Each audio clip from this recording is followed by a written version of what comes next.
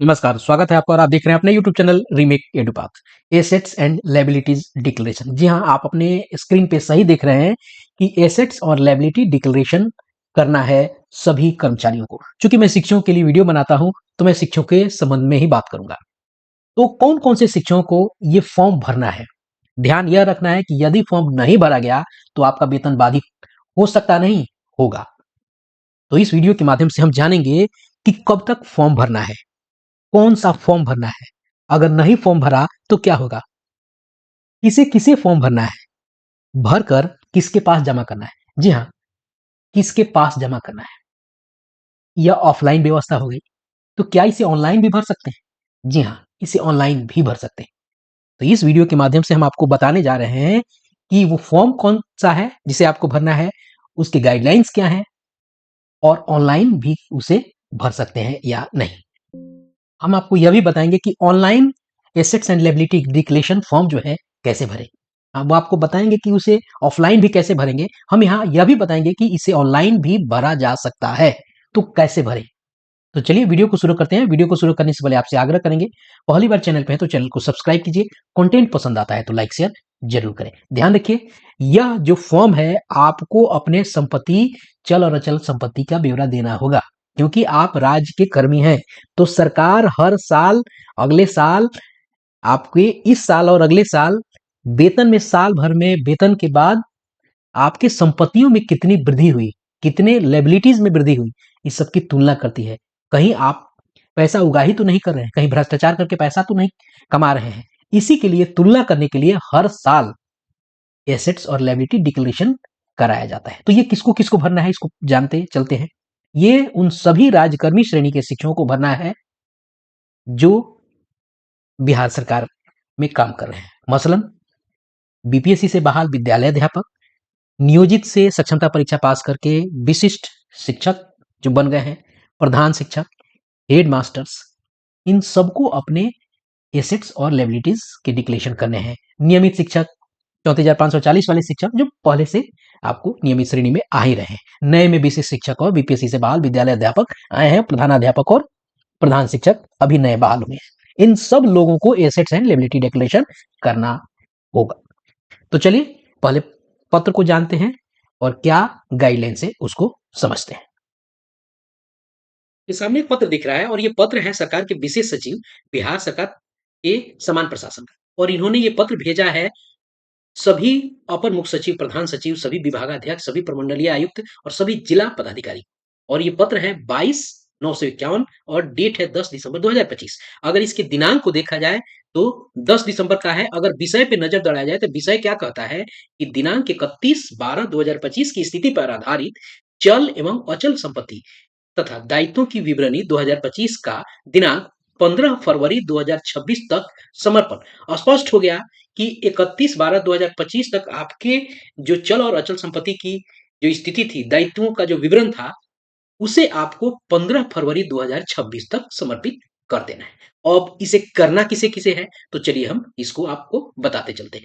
निर्देशानुसार उपयुक्त विषय की ओर ध्यान आकृष्ट करते हुए कहना है कि गत वर्षों की भांति इस वर्ष भी अखिल भारतीय सेवा के सभी पदाधिकारियों, राज्य में प्रतिनियुक्त के आधार पर सेवारत केंद्रीय सिविल सेवा एवं अन्य किसी सेवा के पदाधिकारियों तथा राज्य सरकार के अधीन पदस्थापित सेवारत समूह क, ख एवं ग के सभी पदाधिकारियों और कर्मियों एवं राज्य सरकार के अधीनस्थ सभी उपक्रमों यथा बोर्ड, निगम, सोसाइटी, परिषद इत्यादि के समूह क, ख, ग के पदाधिकारियों एवं कर्मियों से दिनांक 31/12/2025 तक की स्थिति पर आधारित चल एवं अचल संपत्ति तथा दायित्वों का विवरण 2025 का समर्पण 15 फरवरी 2026 तक अपेक्षित है। यानी आपका जो 2025 का जो स्टेटस है, यानी 31 दिसंबर तक आपके संपत्ति और आपके ऊपर दायित्वों का जो स्टेटस है, इसके बारे में आपको डिक्लेरेशन कर देना है। और डेट कब निर्धारित किया गया है? 15 फरवरी 2026 तक। यानी उम्मीद की गई है, अपेक्षित है। उक्त अपेक्षा के अनुरूप 15 फरवरी 2025 तक विवरणी समर्पित नहीं करने वाले पदाधिकारी या कर्मियों के मासिक वेतन का भुगतान अवरुद्ध रहेगा। सकता नहीं है, हो जाएगा, नहीं मिलेगा वेतन। अब ये प्रपत्र आखिर मिलेगा कैसे, करेंगे कैसे? ये जो प्रपत्र है आप वेबसाइट पे भी ले सकते हैं, state.bihar.gov.in/GLAD पर ये उपलब्ध है। अब बात चूंकि मैं शिक्षकों से संबंधित करता हूं तो आप इसे कैसे कर सकते हैं। चलिए अगर ऑफलाइन व्यवस्था पे देखते हैं कि ऑफलाइन व्यवस्था में इसे कैसे किया जा सकता है। चलिए ऑफलाइन व्यवस्था में आप इस फॉर्म को भरेंगे, मैं उस फॉर्म को भी आपको दिखाऊंगा, 3 पन्ने का फॉर्म है, उस फॉर्म को भी मैं आपको बताऊंगा। और ये फॉर्म कहाँ जमा किया जाएगा, कैसे आपको काम करेगा, इसको थोड़ा-सा मैं बताता हूँ, 5वाँ पॉइंट ज पढ़ दूँ। सभी पदाधिकारियों और कर्मियों से संबंधित फरवरी माह की 28 तारीख तक प्राप्त चल एवं अचल संपत्ति तथा दायित्वों की विवरणियाँ 31 मार्च 2026 तक संबद्ध विभागों के आधिकारिक वेबसाइट के माध्यम से सार्वजनिक कर दी जाएगी। चूँकि 15 फरवरी तक आपको दे देना है और 31 मार्च तक पब्लिक हो जाएगी कि कितनी संपत्ति आपको है। और सीडी जो है और उसकी प्रतियाँ जो है बिहार प्रशासनिक सुधार मिशन सोसाइटी पटना को प्रेषित भी कर दी जाएगी। अब बात आती है कि आप इसे कैसे भरेंगे, कहाँ-कहाँ जमा कर सकते हैं, कौन-कौन सा तरीका है। चलिए ज़रा छठे पॉइंट को हम देखते हैं और इससे संबंधित जानकारी हम प्राप्त करते हैं। राज्य सरकार के अधीनस्थ विभागों, कार्यालयों एवं राज्य सरकार के सभी उपक्रमों, बोर्ड, निगम, सोसाइटी, परिषद इत्यादि में कार्यरत प्रत्येक पदाधिकारी, कर्मी अपनी संपत्ति विवरणी विहित प्रपत्र अटैच्ड है, मैं बताऊँगा उसको, 15 फरवरी 2026 तक अपने-अपने निकासी एवं व्ययन पदाधिकारी को अनिवार्य रूप से सौंप देंगे, यानी आप अपने डीडीओ को दे देंगे तथा संबंधित निकासी एवं व्ययन पदाधिकारी अथवा इस हेतु प्राधिकृत अन्य पदाधिकारी यह सुनिश्चित करेंगे कि किसी पदाधिकारी, कर्मी, निकासी एवं व्ययन पदाधिकारी अथवा इस हेतु प्राधिकृत अन्य पदाधिकारी सहित के माह फरवरी का वेतन विपत्र तभी पारित किया जाए जब उनके द्वारा वांछित विवरणी समर्पित कर दी गई हो। साथ ही निकासी एवं व्ययन पदाधिकारी अथवा प्रासंगिक कार्य हेतु प्राधिकृत अन्य पदाधिकारी वैसे कर्मियों पदाधिकारी कर्मी जिनके द्वारा वांछित विवरणी समर्पित न की गई हो, इस सूची प्रश्नगत फरवरी माह के बाद अपने अपने नियंत्रित विभाग को भेज देंगे। यहाँ स्पष्ट है कि जो भी डीडीओ है वो अगर कोई 15 फरवरी तक जमा नहीं करता है तो उसकी सूची देंगे, उसका वेतन विपत्र नहीं बना के भेजेंगे, उसको वेतन उसका बाधित कर देंगे। और उनकी जिम्मेदारी भी बनती है कि उनके अधीनस्थ जो लोग भी आते हैं, उनसे विवरणी भरवा लिया जाए। उनकी जिम्मेदारी भी है। तो स्पष्ट हो गया कि आपको अपने वेतन विपत्र को जब जारी करवाना है, तो ये एसेट्स डिक्लेरेशन जो है, जमा किसके पास करना है? तो डीडीओ के पास करना है। स्पष्ट हो गया। अब चलिए देख लेते हैं ये प्रपत्र आखिर दिखता कैसे है? ऑफलाइन अगर आपको भरना है, तो आप जाके डाउनलोड कहाँ से कर सकते हैं? आपको बिहार सरकार के वेबसाइट से जाके डाउनलोड कर सकते हैं। इस पत्र में और बहुत सारी बातें कही गई हैं जो हमारे काम की है नहीं। इसी चीज़ को कई जगह अलग-अलग व्यवस्था से कही गई है। कुछ प्रासंगिक पत्र यहाँ हैं जो आपके सामने घूम रहे हैं। Declaration of assets and liability ये फॉर्म है आपका। इसमें पहले सेक्शन में है डिटेल ऑफ मूवेबल एसेट्स। आपको बताने हैं कि मूवेबल एसेट्स क्या है, कैश कितने हैं, डिपॉजिट बैंक में कितने हैं, financial institution, non banking financial company में डिपॉजिट कितने हैं, ये सारी चीजें बताने हैं। बॉन्ड्स कितने हैं, डिबेंचर्स एंड शेयर्स ये सब कितने हैं आपको किसी कंपनी के अगर हैं तो financial institution, NSS, postal saving इत्यादि कितने हैं, मोटर व्हीकल्स डिटेल्स मेक ये बतानी पड़ेगी, ज्वेलरी कितनी है और अन्य एसेट्स कितने हैं। उसके बाद क्या है इमूवेबल एसेट जो यानी इधर से उधर नहीं हो सकता है, यानी फिक्स एसेट्स जैसे जमीन, नॉन एग्रीकल्चर लैंड, बिल्डिंग ये सब चीज आपको घर है, अपार्टमेंट है, इसके बारे में बताना पड़ेगा। और भी अगर कुछ चीजें हैं तो वो बताना पड़ेगा। उसके बाद आपको आपकी बात आती है जो लायबिलिटीज की।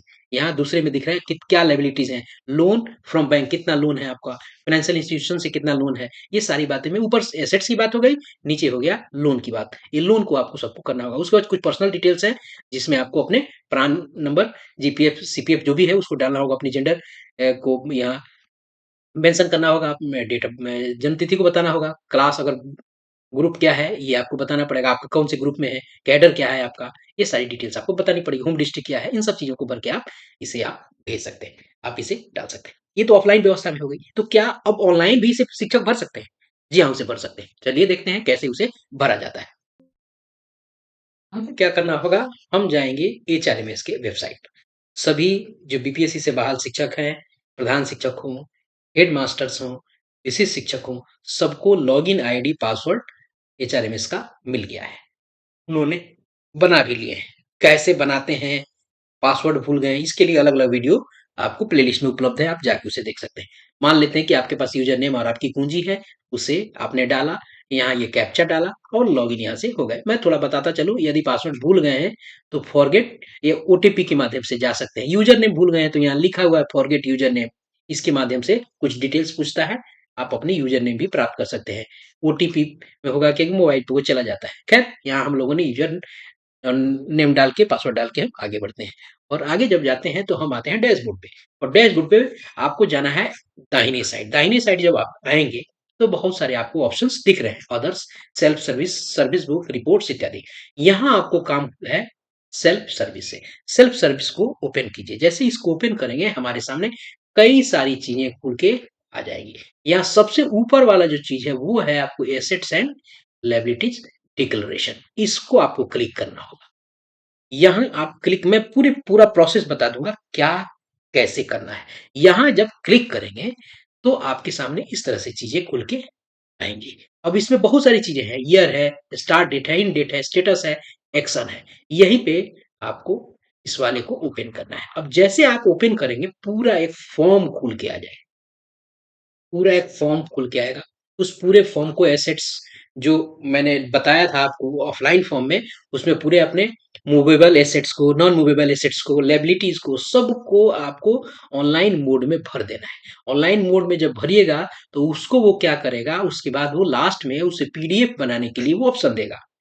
पीडीएफ बनाने के लिए अब क्या कीजिए, उस पीडीएफ उसे पूरा फॉर्म भर दीजिएगा, वो पीडीएफ बना लीजिए और पीडीएफ बना के उस पीडीएफ को आपको क्या करने का, प्रिंट कर लेना पड़ेगा। आपको उसे प्रिंट कर लेना होगा। प्रिंट कीजिए, उसके बाद उस पे आप अपना सिग्नेचर करेंगे। सिग्नेचर कीजिए, सिग्नेचर करने के बाद उसको स्कैन कीजिए। स्कैन कीजिए, जब वो स्कैन हो जाएगा तो यही जो फॉर्म भर रहे हैं उसे आपको वहां अपलोड करने के लिए ऑप्शन देता है। फिर इस जो पूरा फॉर्म है प्रिंट किया हमने, सिग्नेचर किया, उसको स्कैन किया और यहाँ फिर आपको अपलोड कर देना है।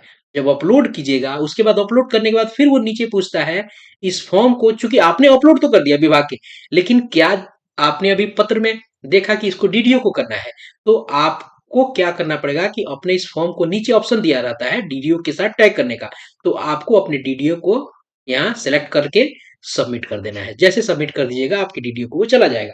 और इस तरीके से ऑनलाइन व्यवस्था में आप इसे कर सकते हैं। ध्यान रखें कि जब कब कहा गया है 31/12/2025 की स्थिति, उसके बाद आप इसे कर सकते हैं और 15 फेब तक इसे आप कर सकते हैं। तो लगभग 1.5 महीने का समय आपको मिलता है। 31/12 के बाद आप ये सारा काम कर सकते हैं। दोनों मोड में मैंने बता दिया, ऑफलाइन मोड में भी और ऑनलाइन मोड में भी। ऑनलाइन मोड में कैसे करेंगे वो आपको तरीका भी बता दिया। तो इस वीडियो में इतना ही, मिलते हैं जल्दी ही नए कंटेंट और नए इन्फॉर्मेशन के साथ। वीडियो पसंद आया है तो लाइक शेयर जरूर कीजिएगा। लोगों के साथ जरूरी इन्फॉर्मेशन शेयर कीजिए ताकि लोग अवेयर हो जाएं और सतर्क हो जाएं, अलर्ट हो जाएं कि वेतन कहीं उनका ना अवरुद्ध हो जाए। मिलते हैं जल्द ही। धन्यवाद। जय हिंद।